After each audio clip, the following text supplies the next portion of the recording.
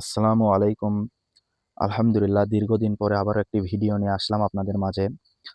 এখন আরকি বিভিন্ন কাজের কারণে আরকি আমরা ভিডিও ঠিকভাবে দিতে পারতেছি না। মানে সময় হয় না আরকি ওইভাবে। আজকে আরকি আমাদের সেটের যে দৈনন্দিন যে কাজ থাকে, সেটাই আরকি আমরা তুলে ধরার চেষ্টা করছি। দেখেন, ভালো লাগলে দেখেন। এই দেখেন সেটের ভিতরে সকালবেলা খাওয়া-দাওয়ার পরে একদম বাজে অবস্থা হয়ে আছে। ২ দিন ধরে গরুদেরকে গোসল করাই নাই। গরুদেরকেও আরকি সময় দেওয়া যাচ্ছে না সেভাবে। আছে আমাদের এই গরু ছাড়াও আরো বিভিন্ন কাজ আছে। সেটা নিয়ে ব্যস্ত থাকা লাগে। গরুকে আজকে আমরা গোসল করাচ্ছি। গোসল করানোর পরে আরকি খড় খাওয়াবো। দেখেন কিভাবে আমরা গরুকে গোসল করাই। আর এখন শীতের টাইমে আপনারা বেশি গোসল করাবেন না। গরুকে ঠান্ডা লাগতে পারে।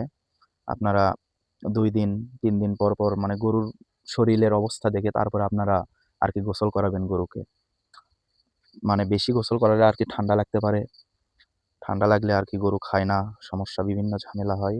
আপনারা তার এজন্য আরকি মানে ভেবে-চিন্তে আরকি গোসল করাবেন। ছোট গরু হলে একটু আরো ভালোভাবে ভাববেন। বড় গরু তাও আরো সমস্যা হয় না। বিশেষ করে কোরস গরুর কোনো ঝামেলা হয় না। দেশিগুলোনেরই আরকি আপনার বিভিন্ন প্রবলেম হয় গোসল করালে। গাল লোম জেরে থাকে। আর এই মেশিনটা আমরা ক্রয় করছি ৳৩৫০ দিয়ে। খড় কাটা মেশিন। ভালোই হয়। হাত দিয়ে আগে কাটতাম আমি দাও দিয়ে। এখন আর দা দিয়ে কাটা লাগে না। প্রতিদিন ধরে নেন আমাদের তো গরু ছিল আরো ৩ টা। আরো মানে টোটাল ছিল ৬ টা, ৩ টা বিক্রি করে দিছি আর ৩ টা আছে। অল্প করেই ঘাস আনি, খড় দেই। সকালবেলাও খড় দেই, দুপুরেও দেই খ্যারের সাথে। আজকের ভিডিও আমাদের এই পর্যন্তই।